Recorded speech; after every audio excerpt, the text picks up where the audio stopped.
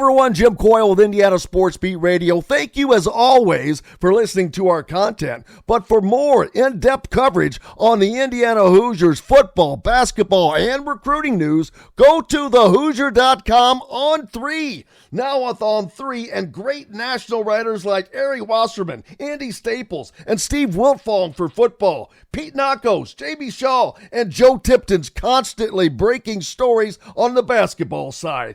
And the local coverage from Alec Lasley, Kyler Staley, and Zach Browning. You can catch something new every day at thehoosier.com. Go there. Sign up today.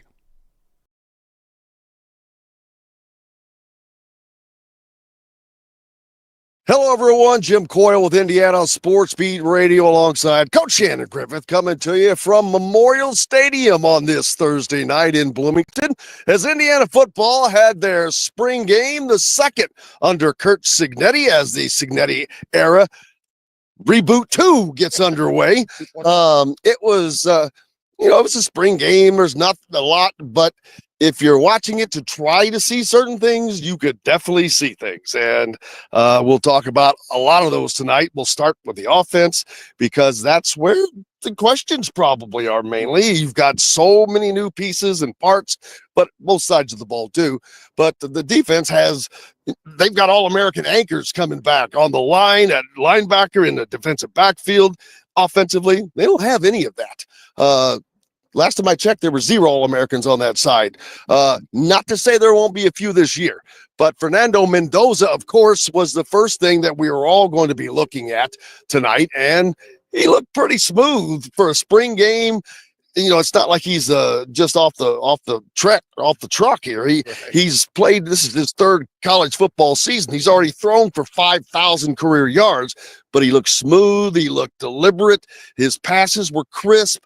The one pick six that went back, that was a tip ball. So that's not really, I don't know. It could have been a bad pass. I don't remember. But anyway, he looked pretty good. He had to throw for over 100 yards, I would think tonight, at least.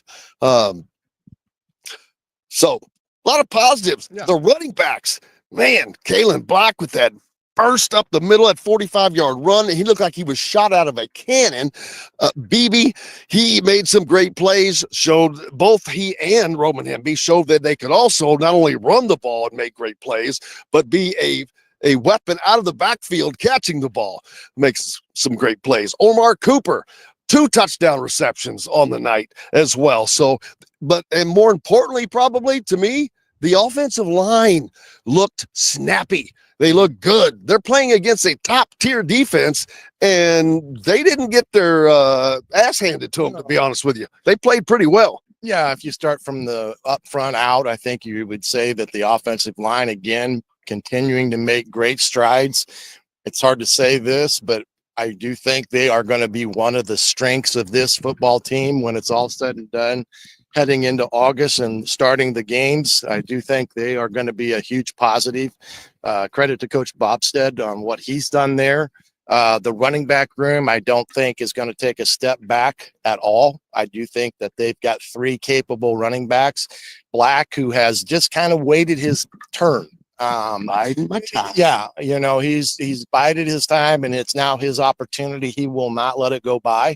And then, of course, BB and Hemby add that experience, toughness as well to the room. As you said, the back coming out of the backfield to receive it as a positive. Wide receiver. Now, we didn't have Elijah Surratt tonight, and I think that was noticeable some. But it's also a good thing for the offense to look as good, as sharp as they did, and not have maybe your most important weapon through the air out there. Yeah. Charlie Becker, I think, will be a guy that they can depend upon on being a depth guy for them. Sig, answer to your question about explosiveness and on the offensive side of the ball. Yeah. And we were talking about the effectiveness of all 3 quarterbacks. And you think about the quarterback room as a whole, you got 2 guys in there that have played a significant amount of snaps at the D1 level with Fernando and Wilson. The only one that hasn't played probably as many as Alberto. So it is an experienced room as it pertains to not only just age, but as well as playing. So that's the key component there. And then outside, EJ Williams, like we said, you don't want to get too excited about EJ because it always seems in the past he's let you down because he's one of those guys that's injury prone. If they can keep him around and healthy, he will be a dominant factor for them because it'll be tough to defend him because he's not only tall, but he's got speed. Speed kills, baby, and you can't coach speed, and you can't catch it either. No. Defensively, there's not a lot to talk about, but that's only because it is so hard to see who's standing out on defense, especially when you're kind of focusing on the offense and offensive players, which we were for the large part. But you were able to look over some of the defensive lineups and who did what, who impressed you, who kind of showed out. Well, I think Jones flashed for me, the inside linebacker, Isaiah Jones. And I thought he made a lot of different types of plays. Now he's a kid that played for him a lot last year. He wasn't a guy that was lining up in a starting position, but he played significant amount of snaps for them, especially in the second half of the year. And he looked really good tonight, especially at a position where Aiden Fisher, again, he wasn't out there tonight. So it was good to see another inside linebacker stepping up and making those plays that you're accustomed to seeing a Fisher or a Walker make. And I think he did that very well. Secondary, I like where they're at with the secondary. I know we talked with Brian a little bit there after the game, and he was, he's never going to be satisfied. That's like Sig. They're never satisfied. And that's their mentality.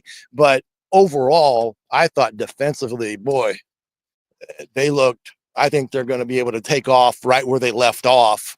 And that was a pretty darn good defense last year. I still think they've got a defense that can be really good. Now, will they go portal shopping? You bet. They're going to try to find those one or two gems that may be still out there, either on offense or defense. So you can guarantee that they're going to have their eyes open. Because if that's something like CJ West falls in your lap, you're going to take him. So you're not going to not take him. So he's not talking about one of these gyms. Let me tell you, portal opens in a week, Wednesday, on the 22nd. Yeah. There's a lot of guys already in it. It's the craziest thing. It's shopping time. Blue light special. Basketball portal about to close, but the guys are still in that portal. So that crosses over to the football portal being open. Right. So we're going to have all kinds of stuff going anywhere with Indiana basketball still in the middle of filling out their roster, although they've been killing it here of late. They got a lot of spots to fill yet. They've got to go big shopping. So I don't know if they'll go out shopping together or not. I doubt it, but no, I'm just kidding. But yeah, there's no doubt, but it's a lot easier for an Indiana or Brian Haynes to go get what he needs to get now. For a couple of reasons. The house settlement is about to happen. That's going to pump more NIL or more money. I shouldn't call it NIL money. It's rev share money. More money into the Indiana football program. But Indiana has earned the respect of players around the country, kids around the country, coaches around the country. They're legit. You had a top 5 defense at times last year. A team that made the college football playoffs, and one that is very possibly going to make it back. If the defense is can be as strong as it was last year, I think that Indiana can make it back to the college football playoffs. But the defense is going to be the question to me, not the offense. I think the offense is going to come around. The line looked a lot better tonight. They looked sure of themselves. They looked confident when they needed to move the pile. It seemed like the pile moved when they needed to. There was a 4th and 1. Actually, Alberto threw a nice pass on that play. So but there was another 4th down play, but they moved the pile, and this is against the first team defense. So they're not playing against me and Coach Shannon here. So they got good push, and they're going to get better as long as they stay healthy. That is the key. It's always the key for everybody. They've already been hit with one kind of significant injury. I was like, man, I almost wouldn't tackle in this spring game if it was me, just to squeeze off till fall, but now they'll go off and they'll get there healthily, and the guys that aren't quite healthy get healthy, and they'll have them back hopefully, and then fall rolls around, and then they're going to get serious. But also by then, we'll know who they have gotten to fill in these spots. It could be, if they get the right guys, you're talking about this team doing. I think they're going to be a better team this year than they were last year, like I have said, if they can get those couple of guys picked up on the defensive side. Offense, I have confidence in the offense right now. Well, offensive wise, you didn't have Drew Evans tonight. He sat out with a little banged up, as well as Khalil Benson. So those two guys weren't out there tonight, and you didn't really miss them. I don't want to mean that in a negative way. That says a lot. It wasn't something like, man, we're missing two of our guys. And I don't think we've said that around here with an Indiana program in quite a while. When you miss some guys that you're counting on. So, I mean, up front, yes, they got what they need up there to be as good up front as they were a year ago and have consistency in moving the football.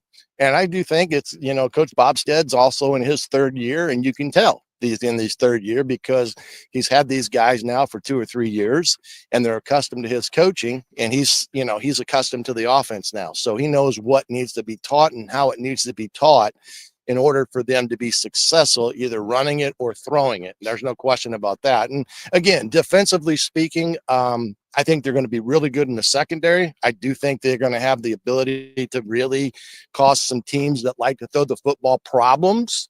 Again, it does come down to, can they get a consistent enough rush and pressure on the line, guys? Pressure on the quarterback, because you can't just sit back and blitz all the time. But I do think as a whole, if you look at this team from a whole right now from last year's standpoint, there's no question, and they've upgraded themselves in a lot of different ways, either through maturity, guys, being in the program and they've elevated their play, and some of the guys that have been able to come in because of, like you said, they see what Indiana's doing. Now, they go out in the portal, they may be able to track some of these top guys, like the gentleman out of Georgia who's a wide receiver that's a Indiana kid from up in Northwood, Indiana. And he's a wide receiver that could ultimately end up here just because of the fact that Indiana's got that projected big time top tier Big Ten team that these kids look forward to. And they had a big group of kids here on campus tonight and some portal guys. And and I asked Aiden Fisher about having this offense that has been tuned up, revamped the offensive line. Fernando is. I don't want to say that he's better than Curtis Rourke, because Curtis Rourke was spectacular, but much more mobile. Mm-hmm. And now again, Curtis played with a dang on torn ACL and he just got the snot beat out of him sometimes, but there's some mobility there. You hopefully he doesn't have to run, because you've got a great line with great running backs, great receivers.